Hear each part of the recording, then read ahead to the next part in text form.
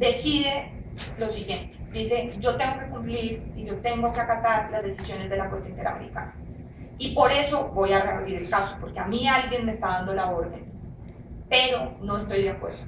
No toda violación de derechos humanos implica no prescripción. Este caso no fue cometido dentro de un patrón sistemático y masivo. Esto fue, si bien fue un acto de arbitrariedad por parte de la policía, no es que en Argentina exista una política de Estado para que los policías persigan a muchachos que van a conciertos de rock y los golpeen y los asesinen. Entonces, por tanto, si bien la Corte Argentina acepta y acata la decisión de la Corte Interamericana, es muy fuerte y muy crítica contra la Corte Interamericana respecto a la jurisprudencia que se había sentado en Bulacio. Y yo creo que este es un excelente ejemplo de los diálogos jurisprudenciales con tribunales internos. Porque la Corte Interamericana, cuando lee la sentencia de la Corte Suprema Argentina, se da cuenta y dice: sí, es cierto, he llevado el estándar demasiado lejos. Toda violación de derechos humanos implicaría que, por ejemplo, una restricción a la libertad de expresión no prescribe. ¿Sí? Una pregunta, ¿estaba prescrita cuando ese caso se inició ante la comisión? No. O sea, ¿no se suspende la prescripción cuando está en el proceso largo ante el sistema? No, los representantes de las víctimas en algunos casos han intentado argumentar que cuando el caso se presenta ante la comisión, ese sería como una causal para suspender la prescripción, pero hasta el momento la Corte Interamericana no lo ha aceptado. Y en parte no lo ha aceptado porque por el número de casos que tiene la Comisión Interamericana, casi que sería abrir la puerta a... ¿Y el caso fue oído anteriormente en Argentina o nunca fue oído antes de que el orden de la Corte que lo reaccionó? Si había habido una investigación, habían empezado una investigación, por eso tenían a esta persona imputada, a este señor Espósito, pero había prescrito en el camino, entonces digamos que nunca habían llegado, no había sido declarado inocente, que eso es otro problema, y es el problema de cuando hay personas que han sido declaradas inocentes y la Corte ordena reabrir, pero eso lo vamos a ver después. Entonces, en el caso Bulacio, la Corte Interamericana, digamos que fue muy lejos, recibió un trancazo de la Corte Suprema Argentina y vinieron más casos. Después vino el caso Bueno Alves, que es un caso de tortura, un ciudadano uruguayo en Argentina, parece ser unos problemas con un agente estatal, un policía, fue detenido, la oficina de su abogado fue allanada y fue torturado. La Corte en ese momento dio la orden de que este acto de tortura tenía que ser investigado. Y digamos que en principio Bueno Alves parecía un caso muy tranquilo respecto a prescripción. En este caso, en Bueno Alves, el Estado también se allanó y también dijo que era responsable y que por tanto estaba dispuesto a tomar todas las medidas de reparación necesarias, entre ellas investigar la tortura. La Corte dicta sentencia y cuando empieza a hacer la supervisión de cumplimiento del caso, es decir, ver que también el Estado está cumpliendo o no, generalmente los Estados, después de que se dicta sentencia, empiezan a enviar informes a la Corte Interamericana para que haga seguimiento de cómo va el caso. Cuando llega la supervisión de cumplimiento, el Estado informa que hacía 3 años el caso había prescrito y 40 días después de que sale la sentencia de la Corte Interamericana, la Corte Suprema Argentina declaró la prescripción total y el cierre total del caso. La Corte Interamericana no había dicho nada en su sentencia, pero bajo la supervisión era claro que la Corte había dado una orden de obligación de investigar, pero el caso había prescrito en el interno. ¿Qué hacer? ¿Seguir el estándar que se había establecido en Bulacio o mirar si realmente en el derecho internacional se puede decir que la tortura, por ser tortura y porque hay una protección y al respecto, entonces por tanto este tipo de delitos no prescriben, si bien, por ejemplo, y en este caso era claro, Bueno Alves tampoco fue cometido en un caso, en un patrón sistemático de masivo. Entonces, la Corte ahí tuvo una encrucijada bastante grande.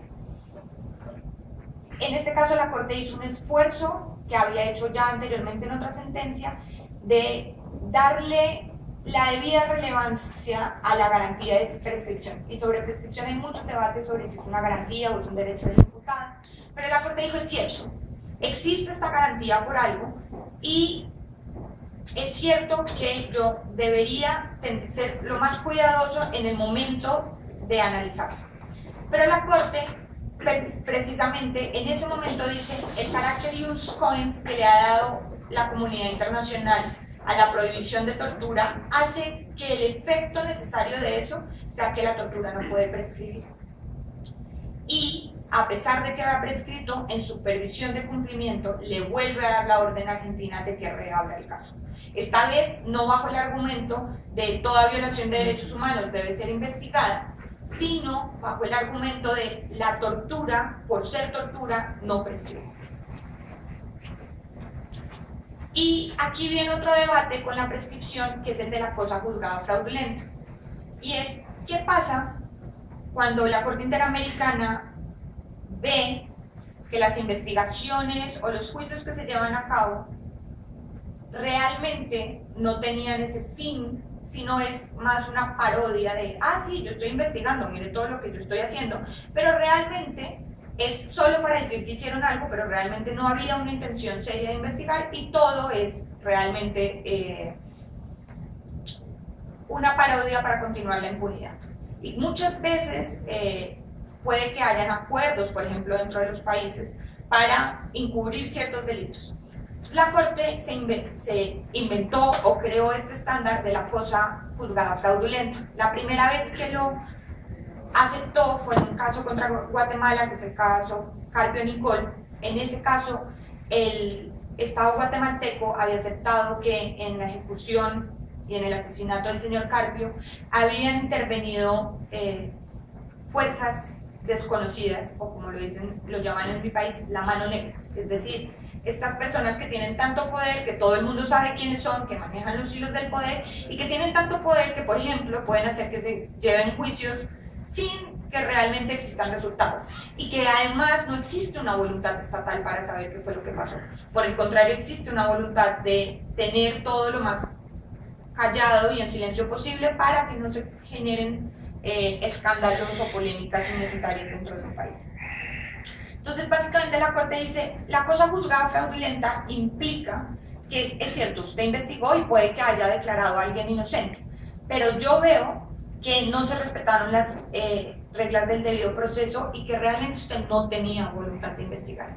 Y por tanto, no considero que esa decisión judicial que usted tomó tenga efectos de cosa juzgada. Es decir, usted puede reabrir el caso contra, por ejemplo, una persona que ya declaró inocente, que para el derecho penal es una cosa bastante fuerte. Es casi va contra uno de los principios generales del derecho penal. Entonces, ¿qué pasa? La cosa juzgada fraudulenta realmente solo ha sido usada en 2 o 3 casos concretos.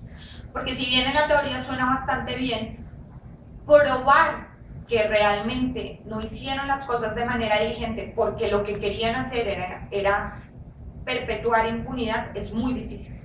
Pelearle a un proceso penal y probar que todo el aparato estatal no ha actuado de manera diligente es muy difícil. Entonces, para la Corte Interamericana, digamos que es bastante reservado en esta materia, además porque la implicación que tiene declarar la cosa juzgada fraudulenta también es muy fuerte respecto a las garantías del imputado. La Corte tiene que tener una seguridad muy grande de que las cosas sí fueron así para poder realmente tomar decisiones que tengan este tipo de efectos. ¿Sí? ¿Cómo hace precisamente la Corte para poder decir: no, eso me parece que es una cosa juzgada fraudulenta? Que como se hace de nuevo toda la investigación, revisa totalmente todo el expediente de la investigación, o... Precisamente por eso es muy difícil, porque la Corte Interamericana, el tipo de prueba que recibe es prueba aportada por las partes, es decir, por la comisión, los representantes de las víctimas y el Estado. Y la Corte de oficio puede ordenar prueba, pero la Corte no practica prueba. Son contados los casos en que la Corte ha, por ejemplo, delegado a personas para que recauden prueba. Entonces realmente la prueba con la que trabaja la Corte Interamericana es la que le dan las partes. Y cuando ha podido establecer estos tipos de cosa juzgada fraudulenta, es muchas veces porque el propio Estado lo ha reconocido, como en el caso Carpio Lincoln.